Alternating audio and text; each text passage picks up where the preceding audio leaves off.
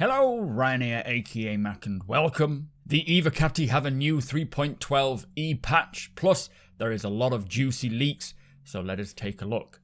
As always, a huge thank you to all of my patrons and channel members who allow me to make these kinds of videos, in particular to my latest channel member, Gawain. Thank you so much for your support. All of the links are in the description below.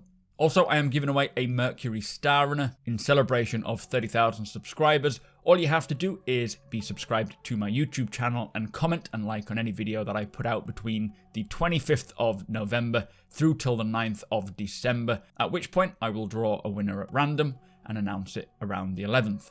So Alpha 3.12 storms ever closer to release. The next wave cannot be too far away now at this point, but there was a new Evocati build, which is the 3.12e build, so we will go through all that is involved in that patch, plus some really juicy leaks regarding the 400i, some new cargo and bounty hunting missions, and the introduction of Xenothreat. So there appears to be a new multi-tool battery, which means we may need to keep some on hand. Otherwise, the multi-tool will become useless. Now, I really love this. It says this battery powers Greycat's Pyro RYT multi-tool so that you can tackle a variety of tasks. So it will have finite amount of power, and a bit like magazines, I guess, for weapons, you will need to replenish them. So let's kick off with looking at some interesting leaks found in the files surrounding the Xenothreat. There is a statement from the UEE which will say, Xenothreat have ambushed the naval convoy while en route to INS Jericho Station. The Navy requests any civilian defense forces, or CDF, to help recover these supplies from the wreckage and safely deliver them to the Jericho Station. Those with combat experience are urged to help by securing these areas from lingering Xenothreat forces. Plus, another announcement will say, Naval forces have regrouped for a final assault on the Xenothreat, and the Navy officially requests any CDF volunteers to help provide combat support in the final push to secure the system. So quite an exciting announcement. It looks as though CIG have created a mission that will bring haulers and combat pilots together to take on the Xenothreat or help with the threat. This sounds like it's going to be pretty incredible. It could also be what we saw on Inside Star Citizen when they were showing off the tractor beam, when they were using those single SEU boxes. That could have been the recovery mission in action. We just don't know, but I'm excited for that.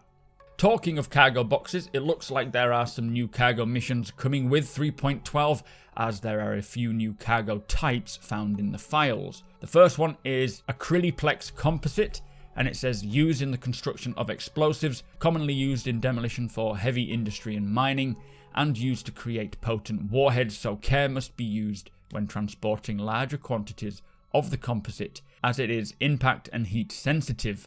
So this commodity is going to be damage and heat sensitive, maybe needing a cage to protect against any heat or any damage that you take. The next cargo type is Dakari Pod, a large spore pod harvested from the Dakari that can be used as a food source, and it says the commodity is Degnus root or Dignus root. This could be a commodity that has to be temperature controlled or maybe time associated with its transportation, so we will see how that plays out. The third commodity is Diluthermix, and it says an extremely heat resistant epoxy used in mounting and repairing ship thrusters, considered very difficult to transport in its uncured state as it becomes explosively unstable during quantum travel. Specialized containers must be used to safely transport it long distances. So it could be that we need to purchase these specialized containers from cargo decks if we plan to transport this long range and load them in ourselves. Hopefully this will have quite a good amount of pay as well, with it being so dangerous. And then we have zetaprolenide, a volatile chemical which must be kept in an electronically charged state, or a rapid exothermic reaction may occur. So for this one, maybe a cage that keeps it electronically charged is needed, and even someone may need to monitor it en route to its destination. I love the sound of all of these, as we are finally getting some proper cargo hauling missions which use the 1 SEU cargo boxes and the tractor beam. It may even require some multi-crew as well to maybe monitor the stability of the goods. But we will see. Either way, I'm really excited to get both of these types of missions in, and 3.12 is shaping up to be a pretty decent patch.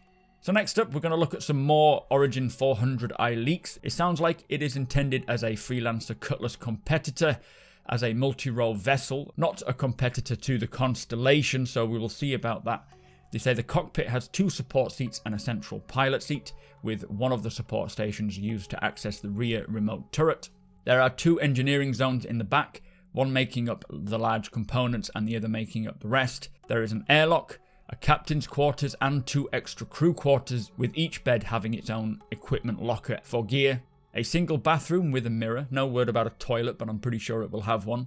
A ship armory, which is accessed by a biometric lock, only accessible to those allowed by the captain. So maybe they're going to use this ship as the first stage of permissions and captain's roles. Basically the starting point of multi-crew, allowing the captain to designate roles and permissions for different crew members.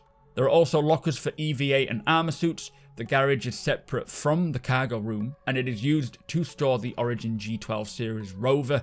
Maybe it will come with one for free, and accessible via a ramp, and the cargo area is similar in design to the 300 series, as it is a underbelly lift. So do bear in mind that these are leaks, not official word. Obviously things can change, but the 400i is sounding like a pretty incredible ship, and as much as I'm not a big fan of the Origin design aesthetic, I do think this ship is going to be a nice addition. We'll see about the cost. So that is it for the general leaks and what is coming into 3.12. Let's take a look at the patch notes for the 3.12e. The testing focus is Reputation version 1, and it says this system will introduce the first foundational system of reputation added to the game to track players' relationships with various entities, such as important NPCs and organizations. Reputation is now stored in long-term persistence so that it will remain through database wipes and character resets. Currently, the reputation levels with NPCs or orgs are only seen through different dialogues or access to higher paying missions, but they are working to add functionality to improve player visibility of reputation in the future updates. So it's going to be difficult to sort of tell what rank we are with each organization, but as it says, depending on the dialogue you get, this will kind of give it away. So for mission giver reputation, all mission givers excluding Ruto, to do with him being a hologram, have been updated to use the new reputation system. Doing missions for a mission giver will cause you to gain or lose reputation with them, obviously depending on how well the mission goes. They'll react appropriately, playing different lines of dialogue based on your performance, and if you fail too much, they will fire you and refuse to give you missions for 24 hours. So obviously after the 24-hour period being real time, then you'll be able to take the missions on again. The amount needed to fail or be fired is currently hyper generous and will likely be adjusted as they continue to iterate on reputations. Now for bounty and assassination missions, it says many of the bounty and assassination mission chains have been updated to use the new reputation system. In doing this, bounty missions were split into being given by 3 different organizations, each with their own reputation, all presided over by the parent Bounty Hunters Guild. As you increase your reputation with a guild and its children, you will unlock certification missions. Completing one of these missions will unlock a new tier or higher difficulty, maybe higher payout, and if you have a high enough rep with any of them, they will offer missions from that tier to you. Also, some orgs may include a little something extra by way of bonus alpha UEC if you are at a higher rep with them. And this is the first of many perks they intend to include. There is also one org for assassination missions, and that is through a guy called Vaughn. So some great improvements for bounty hunting as well. It looks as though they are improving the bounty hunting mission system. Let's hope they've found improvements for displaying the bounty's location marker all the time. Maybe as they go out of comm space, you get a last seen in this location this long ago kind of pointer. We will see, but again, exciting that we're getting some bounty updates and some cargo updates.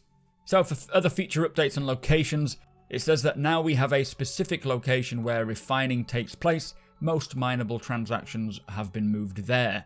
You can still sell unrefined ore at these locations or choose to refine them. Levski will also purchase unrefined materials. So instead of going to the admin offices at landing zones to sell your ores, you will only be able to go to refining decks to do this. They've also done a lighting pass on the refinery station exteriors and interiors, a shadow region polish pass on landing zones, and further polish pass to planet painting and assets.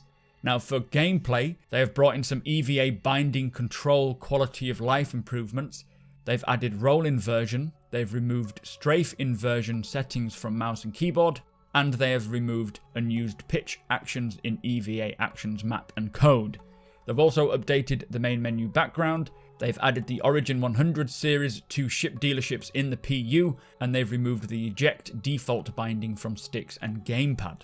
So for ships and vehicles, they have brought the Star Runner hull strength more in line with other ships in its class. And for weapons and items, they have done a balance pass on all LMG FPS weapons, which include the weapon damage, recoil and bullet spread.